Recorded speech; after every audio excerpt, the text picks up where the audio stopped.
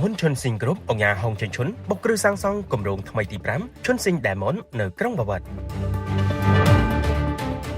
ក្រុមហ៊ុនអភិវឌ្ឍសំណង់ឈុនស៊ីងគ្រប់របស់អង្គការហងចិនឈុនកាលពីថ្ងៃទី27ខែមេសាឆ្នាំ2025នេះបានបន្តរៀបចំពិធីសែនព្រេនក្រុងពាលីបុកគ្រឹះបើកការដ្ឋានសាងសង់គម្រោងអភិវឌ្ឍអចលនទ្រព្យដ៏ធំទី5ឈ្មោះថាឈុនស៊ីង Diamond ក្នុងគម្រោងមេឈុនស៊ីង City ដែលមានទីតាំងស្ថិតនៅភូមិបាវិតលើសង្កាត់បាវិតក្រុងបាវិតខេត្តស្វាយរៀងតើក្រុមហ៊ុនឈុនស៊ីងគ្រប់របស់អង្គការហងចិនឈុនបាននឹងកំពុងរួមចំណែកកសាងសមិទ្ធផលធំៗអ្វីខ្លះក្នុងវិស័យសំណង់និងអចលនទ្រព្យនៅកម្ពុជានារយៈពេល7ទសវត្សរ៍មកនេះតាមការបញ្ជាក់ពីអង្គការហងចិនឈុនប្រាប់សារព័ត៌មានអង្គការញូថាក្រុមហ៊ុនឈុនស៊ីងគ្រប់របស់លោកអង្គការបានប្រឡូកនៅក្នុងវិស័យអភិវឌ្ឍអចលនទ្រព្យអស់រយៈពេល7ទសវត្សរ៍មកហើយក្នុងនោះមានទាំងការអភិវឌ្ឍគម្រោងបរិយាផ្ទាល់ខ្លួននិងការទទួលមកការសាងសង់គម្រោងអចលនទ្រព្យអគាររដ្ឋបាលប៉ុស្តិ៍នគរបាលច្រកទ្វារព្រំដែននិងគម្រោងមកការតូចធំផ្សេងៗជាច្រើនផ្សេងទៀតលោកញ៉ាស្ថាបនិកក្រុមហ៊ុនឈុនស៊ីងគ្រប់នេះបានបញ្ជាក់បន្ថែមថានៅក្នុងរយៈពេលប្រមាណ1ឆ្នាំ2ខែកន្លងមកនេះ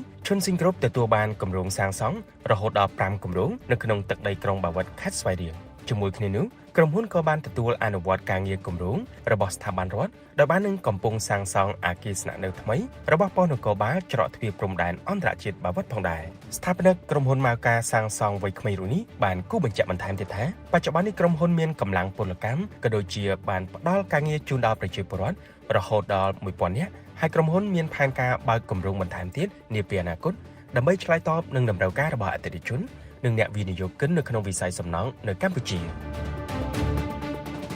សូមជម្រាបដែរថាបទពិសោធន៍ឈរជើងនៅក្នុងវិស័យសំណង់អស់រយៈពេល7ទសវត្សរ៍នៅកម្ពុជាអង្គការហ៊ុនចិនឈុនស្ថាបនិកក្រុមហ៊ុនឈុនស៊ីងគ្រប់បានផ្ដល់ការងារទាំងផ្ទាល់និងប្រយោលដល់ប្រជាពលរដ្ឋរាប់ពាន់នាក់ខណៈដែលក្រុមហ៊ុនអភិវឌ្ឍវិស័យសំណង់ដែលបង្កើតឡើងដោយកូនខ្មែរមួយនេះបានពង្រីកខ្លួននិងមានគម្រោងបរិយាផ្ទាល់ខ្លួនដែលរួមមានទាំងក្រុមហ៊ុនបុតសម្ព័ន្ធផ្សេងៗទៀតដូចជាគម្រោងឈុនស៊ីង City នៅក្រុងបាវិតក្រុមហ៊ុនទទួលសាងសង់ឈុនស៊ីង Constructionគម្រោងបរិយាឈុនទីនក្រុងច្បារមនខេត្តកំពង់ស្ពឺគម្រោងឈុនស៊ីង Silver គម្រោងឈុនស៊ីង Platinum ឈុនស៊ីង Golden និងគម្រោងឈុនស៊ីង Diamond ជាដើមហើយបច្ចុប្បន្ននេះលោកញ៉ាហុងជីងឈុនក៏ជាប្រធានសមាគមសហគ្រិនកម្ពុជាសាមគ្គីដើម្បីអភិវឌ្ឍដែលប្រមូលផ្ដុំទៅដោយសមាជិកដែលជាសហគ្រិនឆ្នាំវ័យក្មេងជាច្រើនរូបនៅកម្ពុជាលោកញ៉ាហុងជីងឈុនចាប់ផ្ដើមប្រឡូកនឹងតស៊ូក្នុងវិស័យសំណង់នេះចាប់តាំងពីការងារធ្វើជាមេការសំណង់និងបន្តអភិវឌ្ឍខ្លួនក្នុងវិស័យនេះរហូតក្លាយជាស្ថាបនិកក្រុមហ៊ុនឈុនស៊ីងគ្រប់ដែលកំពុងទទួលបានការគាំទ្រកាន់តែច្រើនពីសំណាក់អតិថិជន